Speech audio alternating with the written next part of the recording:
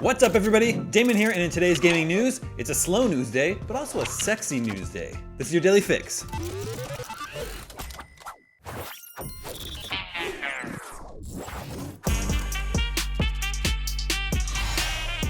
Baldur's Gate 3 developer Larian Studios has detailed the second big post-launch update for the hit RPG. It includes fixes for nearly 300 crashes, blockers, and bugs. Hilariously, a couple of the changes fix bugs with genitalia and undergarments. Under the gameplay section of the patch notes, the first two fixes read like this. Penises C and D no longer clip through some githyanki clothing, and male gnome sorcerers are no longer missing their undies. Now, Larian promised that Baldur's Gate 3 would be big budget horny in a way AAA games have never seen, but it's probably for the best that they're patching out accidental githyanki indecent exposure or gnome sorcerers going commando. Unless you want them to go commando, in which case you do you. These fixes are just few of the hundreds of tweaks Larian's made to the gameplay, multiplayer, UI, the engine, and cinematics. It's been a huge week for Baldur's Gate 3. It's one of the biggest Steam games ever, and it has dethroned Tears of the Kingdom as the best reviewed game of the year on Metacritic. IGN's own review is still in progress, but it seems very positive so far.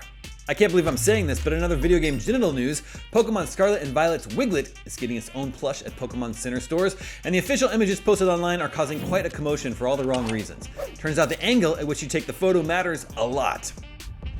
Yep, that's the first image listed for the new 10-inch Wiglet Poké Plush on Pokémon Center. Pokemon fans might immediately recognize this as the garden eel variation of Diglett introduced in last year's Pokemon Scarlet and Violet, but they're also well aware of its phallic reputation. Casual onlookers and lapsed Pokemon players, however, probably have some questions about what's going on in the Paldea region. If you'd like to proudly display this 10-inch Wiglet plush in your Pokemon collection, or maybe shamefully hide it away in a drawer with another collection, it can be yours for $25. Shipping and handling is not included, nor are any family counseling bills accrued after your parents stumble upon your 10-inch Wiglet while cleaning your room. And speaking of things that cost $25, if you've been itching to dust off your PS1 or PS2, but wish you could use a modern controller like a DualSense, you are in luck. 8BitDo's latest project is a dongle that will allow you to connect modern wireless controllers on Sony's first two PlayStation consoles. The 8BitDo Retro Receiver for PlayStation is a little wireless receiver with the same gray color as the PS1 that connects to the controller port on the front of the PS1 and 2. The device will be able to link modern controllers using Bluetooth. It also includes a USB-C port, allowing an option to establish a wired connection between the gamepad and either console. Alongside its versatility for working with the first two PlayStation home consoles, the dongle is also compatible with Windows 10 and 11 PCs. 8BitDo confirmed that the Retro Receiver for PlayStation works with newer PlayStation controllers like the DualSense, but you can also use the device with several of 8BitDo's controllers, Nintendo's, and even Xbox controllers.